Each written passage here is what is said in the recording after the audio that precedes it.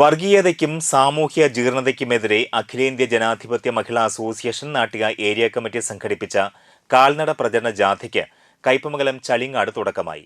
ജാഥയുടെ ഉദ്ഘാടനം ജില്ലാ സെക്രട്ടറി ഉഷ പ്രഭുകുമാർ നിർവഹിച്ചു. ജില്ലാ വൈസ് പ്രസിഡന്റ് മഞ്ജുള അരുണൻ അധ്യക്ഷയായി. Association area secretary Rajesh Shivaji ക്യാപ്റ്റനും area president Baina Pradeep vice ക്യാപ്റ്റനും ഏരിയ ട്രഷറർ നൂറുൽ ഹുദ മാനേജറുമാണ്. സംസ്ഥാന കമ്മിറ്റി അംഗം KR Seetha, CPM Nattika area secretary MA Haris Babu, area committee അംഗങ്ങളായ advocate VK Jyothiprakash, KA Viswambharan, TS Madhusoodanan, TV Suresh, Mahila association നേതാക്കളായ KB സുധ, വസന്ത മഹേശ്വരൻ, B കല, രജനി ബാബു, ശൈലജ ജയലാൽ, മല്ലിക ദേവൻ തുടങ്ങിയവർ സംസാരിച്ചു.